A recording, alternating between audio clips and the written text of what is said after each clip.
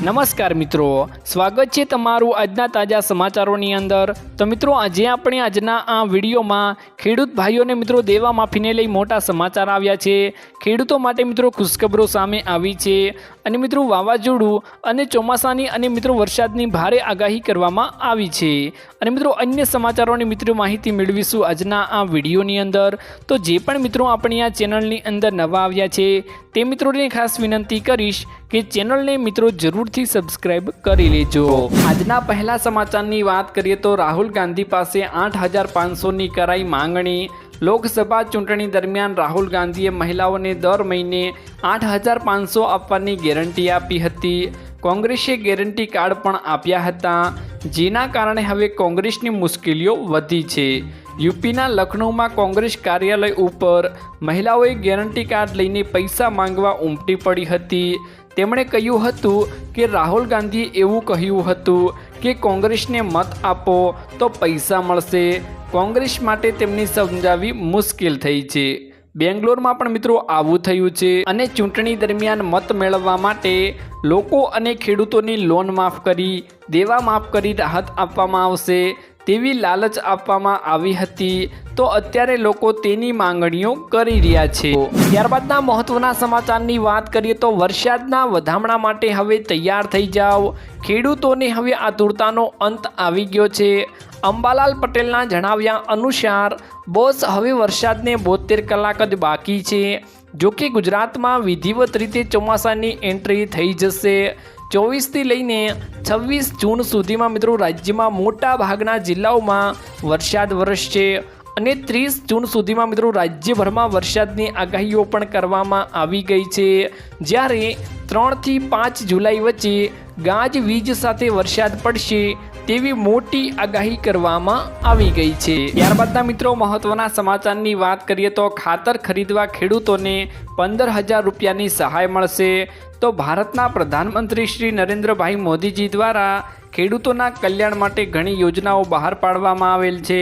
ખેડૂતોને સીધો લાભ મળે તે હેતુથી પ્રધાનમંત્રી કિસાન સન્માન નિધિ યોજના વગેરે બહાર પાડેલી છે। ગુજરાત રાજ્ય સરકાર દ્વારા પણ મિત્રો અનેક યોજનાઓ ઓનલાઈનમાં મૂકવામાં આવેલ છે। આજે ખેડૂતો માટે આર્ટિકલની વાત કરીશું મિત્રો। ખેડૂતોને ખેતરમાં વિવિધ તાપમાન અને વાવેતર કરવાનું હોય છે, એટલે કે મિત્રો વિવિધ પ્રકારનું વાવેતર ખેડૂતો કરતા હોય છે।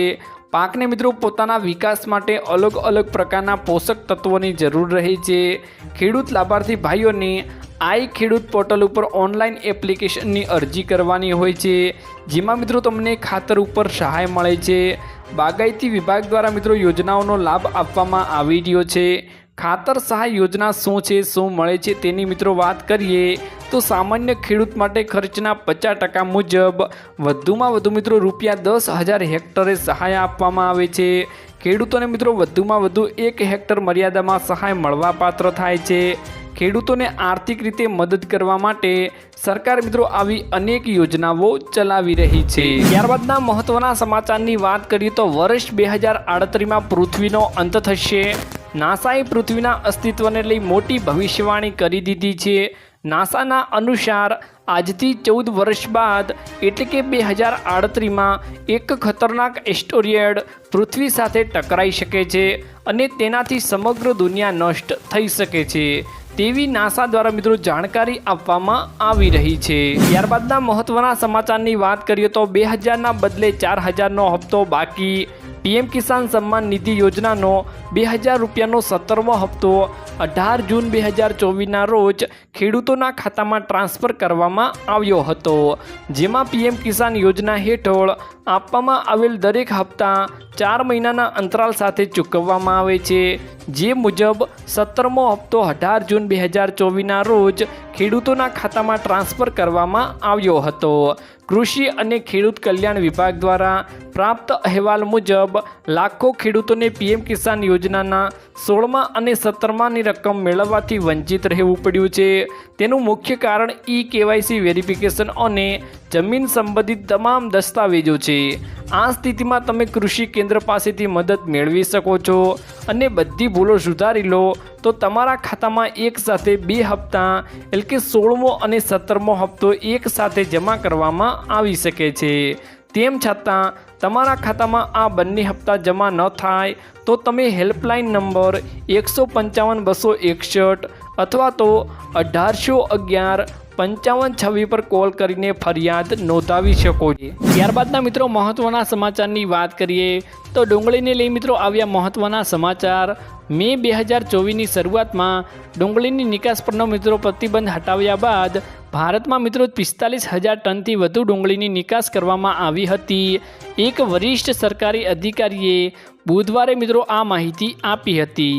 વિશ્વના મિત્રો સૌથી મોટા શાકભાજીના નિકાસકારે ગયા ડિસેમ્બરમાં મિત્રો ડુંગળીની નિકાસ પરનો પ્રતિબંધ લાદ્યો હતો અને મિત્રો મંદ ઉત્પાદનના કારણે ભાવ પણ વધ્યા હતા। પછી મિત્રો માર્ચમાં તેને લંબાવવામાં આવ્યો હતો। ભાષાના સમાચાર અનુસાર મિત્રો ગ્રાહકો બાબતોના મંત્રાલયના સચિવ નિધિએ ખરેખર મિત્રો જણાવ્યું હતું કે પ્રતિબંધ હટાવ્યા બાદથી 45,000 ટનથી મિત્રો વધુ ડુંગળીની નિકાસ કરવામાં મિત્રો આવી છે। ત્યારબાદના મિત્રો મહત્વના સમાચારની વાત કરીએ તો રેશન કાર્ડ ધારકો હવે તુવેર દાળથી રહેશે વંચિત।